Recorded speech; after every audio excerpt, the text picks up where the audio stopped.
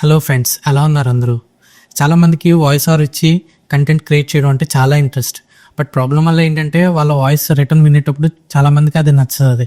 So అలాంటప్పుడే different voice try చేయాలని వాళ్ళకు ఉంటుంది.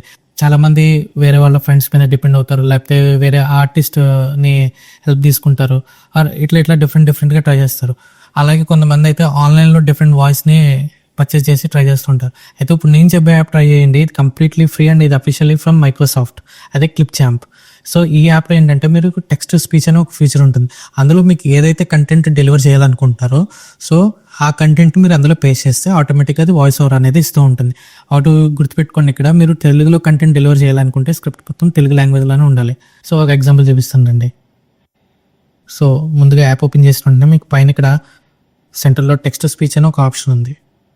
అలాగే నెక్స్ట్ ఫస్ట్ ఏంటంటే న్యూ వీడియో క్లిక్ చేసి మీ గ్యాలరీలో ఉన్న ఏదైనా ఒక ఫోటోని ఎగ్జాంపుల్ తీసుకోండి. సో దీనికి టెక్స్ట్ టు స్పీచ్ అనేది క్లిక్ చేయండి.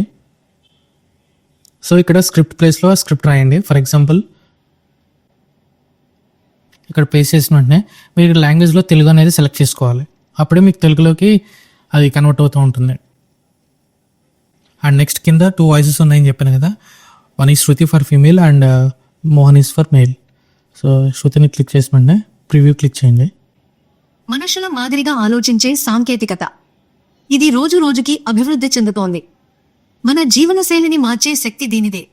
సో విన్నారు కదా, మీరు ఇక్కడ టిక్ మార్క్ క్లిక్ చేసి మీరు దీన్ని షేర్ చేసుకోండి.